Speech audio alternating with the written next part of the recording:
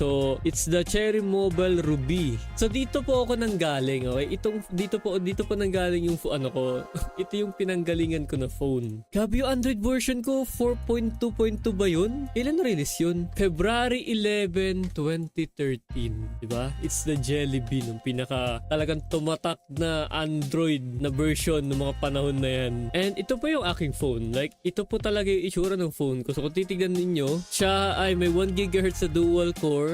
Mali 4 GPU siya. 512 megabytes of RAM. Hindi gigabyte ha. At may 4 GB na internal memory at pwede mo siya expandable up to 32 GB.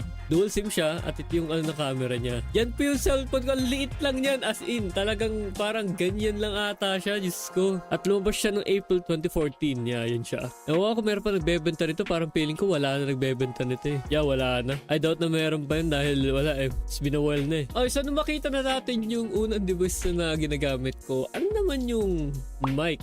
Punta lang po kayo sa akin page 500 subs at makikita nyo yung mic na gamit ko. So ito, kung titignan ninyo, ayan po yung mic na gamit ko. Ang sabi ko dito? Anong headset gamit mo? Ang gamit ko ay A4 Tech na model HS7P at ito A4 Tech na HS7P. siya. Yan ang itsura niya. So, binili ko lang ito last year. Okay. So, ito po yung headset ko noon. Ito po yung ginagamit kong headset na nagsisimula pa lang ako sa YouTube. At sa sobrang dami kong tinry na headset, ito lang yung headset na talagang nag-work talaga sa akin para makagawa ako ng content ko. And to be honest, kung iisipin ko yun, from this na headset na may mic to this. Itong meron akong sariling mic stand na Rode NT1 na mahigit ilang libo to para magkaroon lang ako ng